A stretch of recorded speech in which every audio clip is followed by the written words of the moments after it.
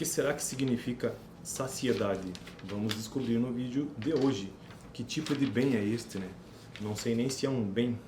Não sei, acho que não é um bem não, né? Não, não é. Bom, eu estou tratando neste canal ultimamente sobre exemplos de preferências. Exemplos de preferências, preferências no sentido de que? Preferências do consumidor. A playlist que eu estou construindo por aqui, de forma introdutória, é microeconomia, que é uma das grandes áreas da economia. O livro texto base é do Varian, tá vendo? Microeconomia, super recomendo esse livro, tem um link na descrição inclusive.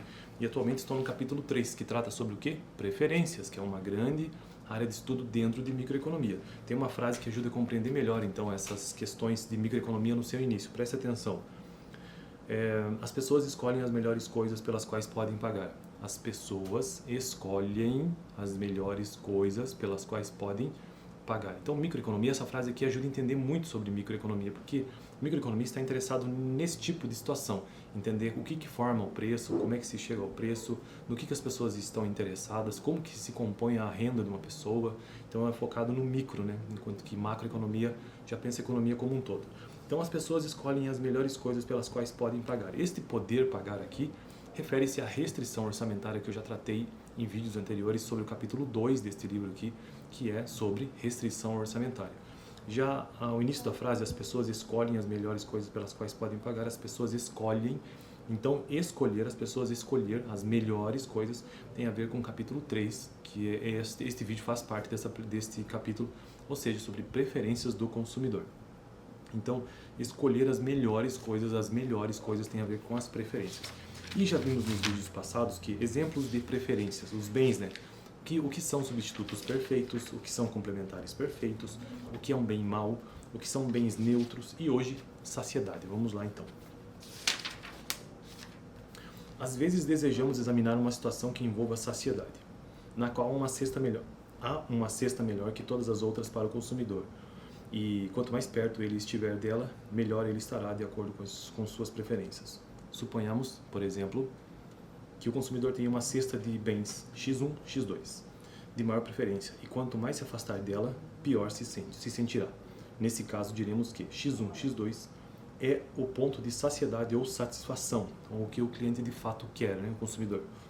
As curvas de diferença do consumidor parecem-se com as retratadas na figura 3.7 que eu já vou mostrar aqui. O melhor ponto é X1, X2, no centro, né, dos círculos, e os pontos mais afastados do ponto de satisfação situam-se nas curvas de diferença inferiores. Então veja como se comporta o fenômeno da saciedade graficamente. Isso aqui, ó.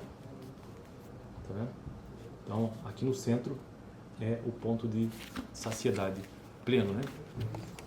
Então essas são as preferências, né? Porque cada um destes males, ou melhor, cada um desses bens, como exemplos de preferências do consumidor, ele se comporta de alguma maneira graficamente. Então o bem neutro se comporta de uma maneira, o bem mau também, o complemento perfeito também, o substituto perfeito também, entre outros. Então, preferências saciadas se comportam desta maneira nas suas curvas de indiferença. Quanto mais próximo do centro, mais próximo do ponto de saciedade, então melhor. Vamos lá. Neste caso, as curvas de indiferença têm inclinação negativa. Sim, né? Quando o consumidor tem muito pouco ou demais de ambos os bens, e inclinação positiva quando tem demais de um dos bens. Quando ele tem demais de um dos bens, esse bem torna-se mau. A redução do consumo do bem mau leva-o para mais perto de seu ponto de satisfação. Se ele tiver demais de ambos os bens, os dois serão males, e a redução do consumo de ambos os conduzirá para mais perto de seu ponto de satisfação. Suponhamos, por exemplo, que os dois bens sejam bolo de chocolate e sorvete. Então vamos ao exemplo. Deve haver uma quantidade ótima de bolo de chocolate e de sorvete que desejaríamos comer por semana. Uma quantidade ótima, aquela que mais satisfaz. Qualquer quantidade a menos ou a mais nos deixaria piores. Se refletirmos sobre o assunto, veremos que neste particular a maior parte dos bens são como o bolo de chocolate e o sorvete. Podemos ter quase tudo em excesso. No entanto, em geral, as pessoas não escolheriam de maneira voluntária ter uma quantidade excessiva de bens que consomem. Por que se desejaria querer ter mais do que se quer de alguma coisa? Portanto, do ponto de vista da escolha econômica, na microeconomia, a região que interessa é aquela em que se tem menos do que se quer da maioria dos bens. As escolhas com as quais as pessoas realmente se preocupam são as desse tipo, e é com elas que nos preocuparemos. Então, esse foi o vídeo de hoje, sobre mais uma preferência do consumidor, entendendo qual é o conceito então de saciedade, que é o ponto de satisfação, né? O ponto de satisfação no consumo.